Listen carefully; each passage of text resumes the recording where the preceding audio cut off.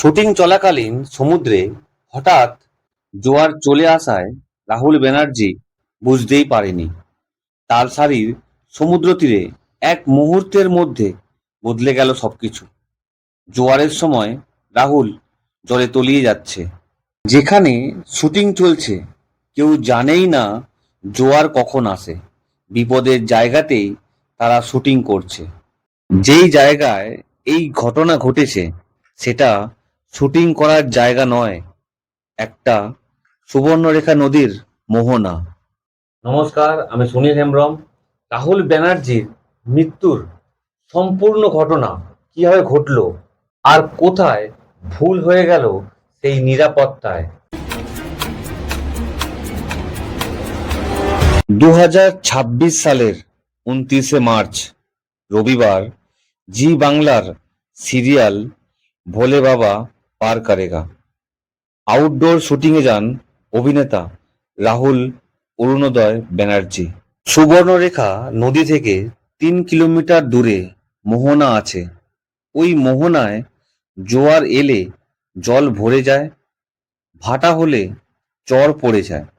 তালসারির beech Digha সীমান্তের কাছে অবস্থিত এলাকা। উড়িষ্যার তালসারি, এখানেই ঘটে যায় সেই দুর্ঘটনা। রাহুল আর তার সহ অভিনেত্রী শ্বেতা মিশ্রা সমুদ্রের কাছে একটা সিরিয়ালের দৃশ্য শুট করছিলেন।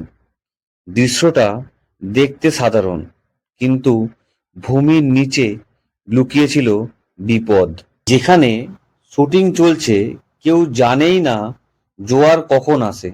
বিপদের জায়গাতেই তারা শুটিং করছে। তালসারির সমুদ্র তীরে ভূমি সমতল নয়, কিছু গর্ত আর ঢালু আছে।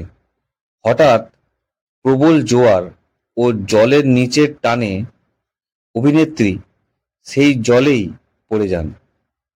সেখানে শাড়ি জড়িয়ে যায় আর জলের তলায় তিনি ডুবতে থাকে। শুটিং চলাকালীন অভিনেত্রী আর রাহুল জলে তলিয়ে যাচ্ছিল।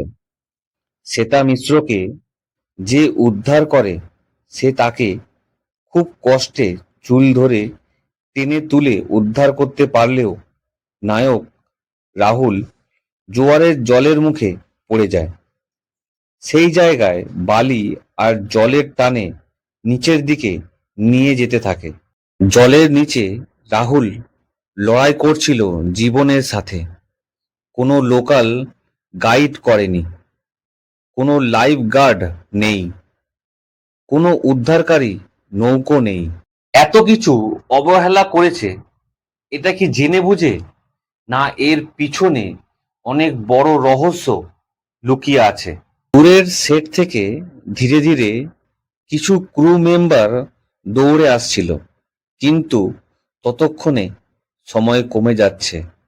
যেখানে রাহুল ডুবছে সেখানে 10 থেকে 15 ফিট গভীর আছে।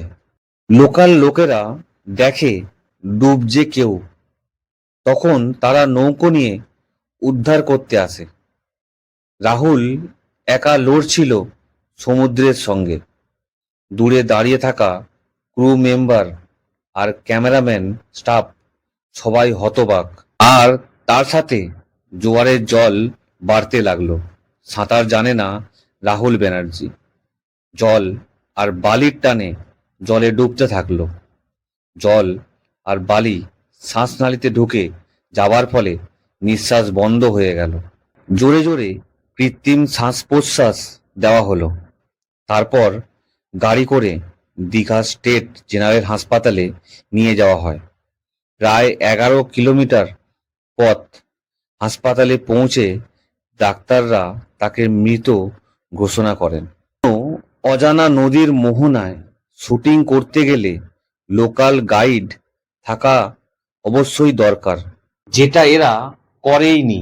ছোট্ট অবহেলা একটা মানুষের জীবনকে কেড়ে নিল। এই ভিডিওটা দেখে আপনাদের যদি মনে হয় একজন মানুষের মৃত্যুর মাধ্যমে আমরা নিরাপত্তা, ডিসিপ্লিন আর জীবনের মূল্য নিয়ে আরো সচেতন হতে পারি, তাহলে এই ভিডিওটা সবার সাথে শেয়ার করবেন। যারা চ্যানেলে নতুন আছেন এই ধরনের গুরুত্বপূর্ণ স্টোরি শোনার জন্য চ্যানেলকে সাবস্ক্রাইব করতে ভুলবেন না। দেখা হবে নতুন কোনো সত্য গল্প নিয়ে।